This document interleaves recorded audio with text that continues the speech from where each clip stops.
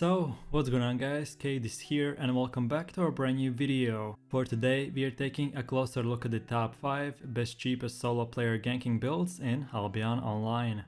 For each and every single build, I will explain the playstyle, which ability should you use, how will each weapon work, what are the best ganking strategies, and much more. And most importantly, all of these builds any player will be able to use, even with 0 levels or masteries. So with all this said, let's get right into it. Then taking a closer look at the first solo ganking weapon, which is the one and only double-bladed staff build. For the weapon of choice we go with at least tier 4 double-bladed staff, but for this example I will be using a tier 6. And then for the abilities you want to pick the first Q, then the second W and first passive. Then for the helmet you want to go with the mage cowl and choose the third ability and first passive. A lot of older players will be saying that there's another helmet which is really good or maybe even better, so yes. Some players like better this mage cowl, but others prefer the fiend cowl. So I would suggest to start with the mage cowl, but just in case if you want to test out, the fiend cowl is another viable option for this build. Then moving over to the chest armor, which is the assassin's jacket, and you go with the third ability and third passive. And lastly for boots, you pick the hunter shoes and go with the third ability and fourth passive. Then for my choice of capes, I pick the demon cape.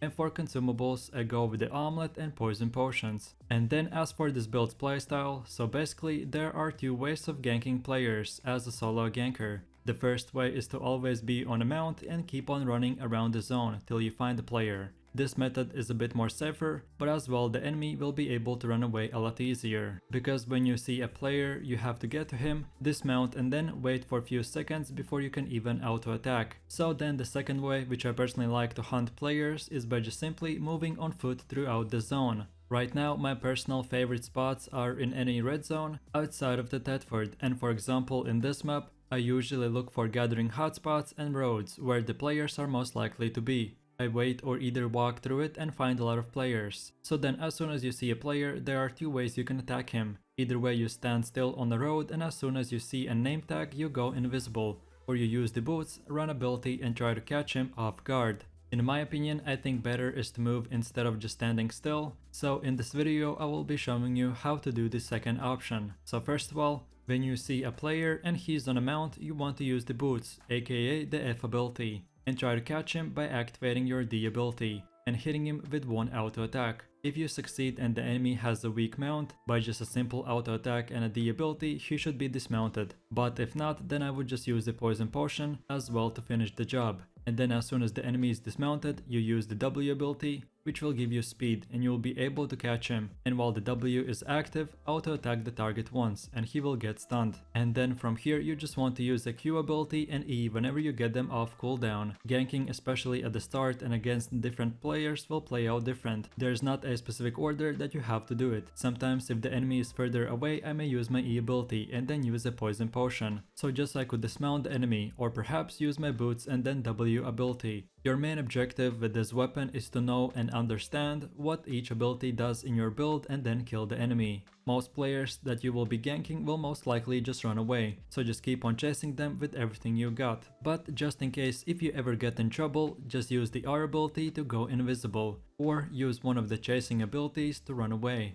And my last tip is to use a cheap horse, as in this strategy you will be moving on foot, and especially if you go ganking in red zones, then only flag up whenever you are in that zone, because going through yellow zones and tunnels will be very slow and frustrating as a flagged player. So as a double-bladed staff, you want to use your abilities to catch the enemy, and keep on using auto attacks as every 5th auto attack will stun the enemy as well. So in conclusion, this is one of the best ganking builds in Albion, and if you were looking for something like this, then here it is.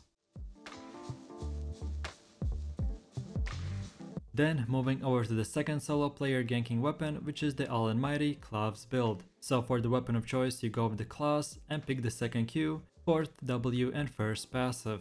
And like in the previous builds, I want to give you some other options as well, depending on what type of player you are. So for the W, if you are a low level player, then go with the second W, and it will get unlocked very early in the dagger category. But if you only care about the best of the best, then go with the 4th or 5th W. Personally, I like the 4th W more for ganking as it has a lot further range to hit an enemy, but it will do only 0 damage. And then the 5th W has a bit smaller dash range, but it will actually do a bunch of damage. So I would suggest to experiment with both abilities, but I will go with the Shadow Edge as my weapon ability. And then as for my helmet of choice, I picked the Fiend Cowl and went with the 3rd ability and 2nd passive. Like I mentioned in the previous build, again you pick and choose between the Fiend Cowl or Mage Cowl, but personally for class I find this helmet more useful. And then moving over to my chest armor, which is the Mercenary Jacket, and you go with the 3rd ability and 1st passive. And lastly for boots, go with the Hunter Shoes and pick the 3rd ability and 2nd passive.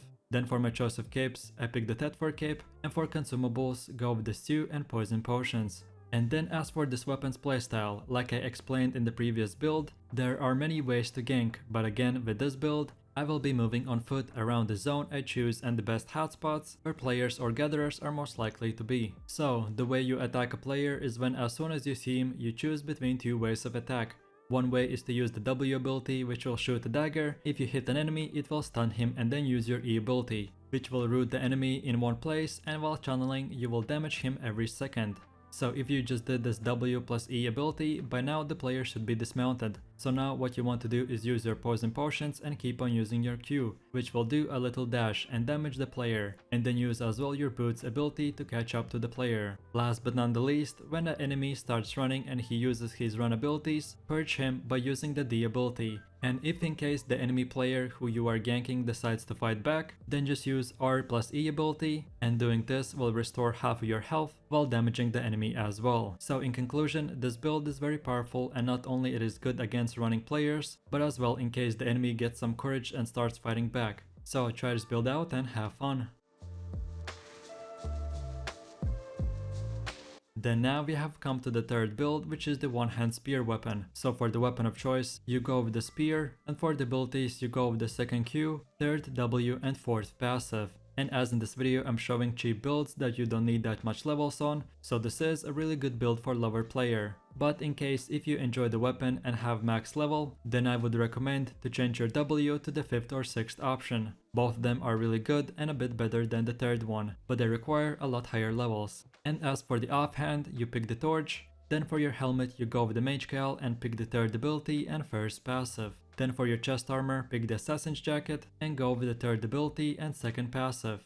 And lastly for boots, get the Hunter Shoes and go with the 3rd ability and 3rd passive. Then for my choice of capes, I pick the Tetfor cape, and for consumables, I go with the Stew and Poison Potions. And then as for this build's playstyle, it is super straightforward. So while moving around the zone and using all the strategies that we talked about in the previous builds, what you want to do is keep on using your Q ability, so you would be always ready for an enemy with 3 stacks. Then as soon as you see a player, use the F ability, aka your boots, and while having those 3 Q stacks, auto attack the enemy and either way use the poison potion on the horse or apply the Mage Cowl on your weapon and dismount the player that way. Then when a player is dismounted, you want to keep in mind that your build might seem like a melee bruiser, but you can actually do a lot of auto damage from afar. So just keep a distance and use all of your abilities while keeping the 3 Q stacks. And use your W to cripple the enemy, then use the E which will dash towards the enemy and deal damage while having those 3 stacks. And lastly, like in the previous builds, if you ever need to run away or escape, use the R ability and become invisible. So in conclusion, one-hand spear is one of the most powerful ganking weapons, but it's not that easy to use and you will have to get used to it. But if you do, no matter if the player is running or fighting you, you'll be able to gank him and secure a kill as your build is made very versatile.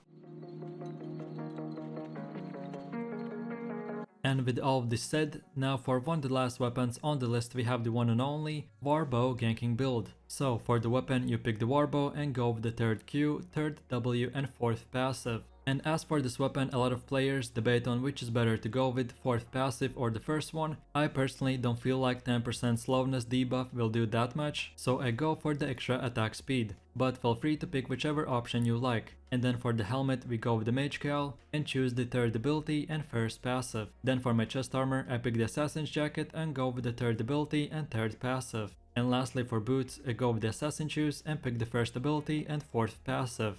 Last but not the least, for my choice of capes, I pick the Tetfor cape, and for consumables, I go with the Omelette and Poison Potions. And now let's move over to the weapons playstyle. So as a bow player, your main objective is to attack the player from a distance. And then what you want to do when you attack a player is first of all use the F ability, aka rush close to the enemy. Then when you are in an attacking range, press your Q ability on an enemy horse and throw the poison potion. From these two attacks, the enemy should be dismounted. And now you can feel free to use Q, W and E spell all whenever you get them. As well, like per all builds, of course keep on auto attacking the enemy 24/7. And you have to keep on mind that you have one skill shot, which you have to aim, and it is the E ability. So just don't waste it, especially when you feel like the enemy is about to dodge the ability. But whenever you get closer to him or have a clear shot, then use your E ability by aiming your mouse cursor on the enemy's direction and pressing the E button. So in my conclusion, as a bow player, you have to be careful from the enemies that try to fight back, so keep your distance always, no matter if you're chasing or you're getting chased.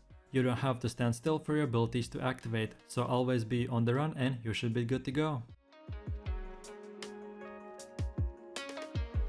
And now for our last and final weapon, we have the one-hand mace ganking build. So this time our weapon of choice is the mace, and for the abilities you go with the second Q, second W and first passive.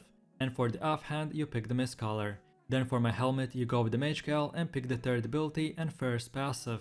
Then for your chest piece you pick the graveguard armor and go with the third ability and second passive. And lastly for boots, get the hunter shoes and go with the third ability and fourth passive. Then for my choice of capes, I pick the demon cape, and for consumables, go with the omelet and poison potions. And then as for this build's playstyle, so whenever you see a player on your screen, you want to pop your F ability, aka sprint close to the enemy, then use the poison potion, and then while the enemy mount is slowed from a distance and taking damage, use the W ability. And then right after, use the Q ability and auto attack the enemy once. So your main objective as a tank ganker is to keep on being on top of the enemy, so you want to repeat the same process using your W and pressing Q right after. And basically as for your abilities, the W spell is a leap, which will leap to the enemy and root him for a few seconds. And then the E spell is exactly the same thing. Just this time you will jump to the enemy, dealing damage and stunning him for a few seconds. So you want to keep on using these abilities while activating your D ability and auto attacking the enemy to 0 HP. Last but not the least, whenever enemy starts running away, use your R ability, which will put a chain on the enemy, and if you run on the other direction, on where the enemy is running away, he will get pulled back. This R ability is amazing for players being close to an entrance or something like that. So in conclusion, this is one of the tankiest builds that are good for ganking, and while you will be super tanky, you will still do massive amounts of damage. So try this build out and enjoy. And that's about it. So I really do appreciate everyone for watching, guys, and I hope you enjoyed it. If you have any suggestions, feedback or different solo ganking builds that you would recommend to other players, then feel free to leave them in the comment section down below. And while you're doing that, please click like, subscribe and enable that notification bell. So this way you could support the channel and you won't miss any more amazing content from me. With that said, you have an amazing day and I will catch you in my next video. So take it easy. Peace. Yo, I ain't here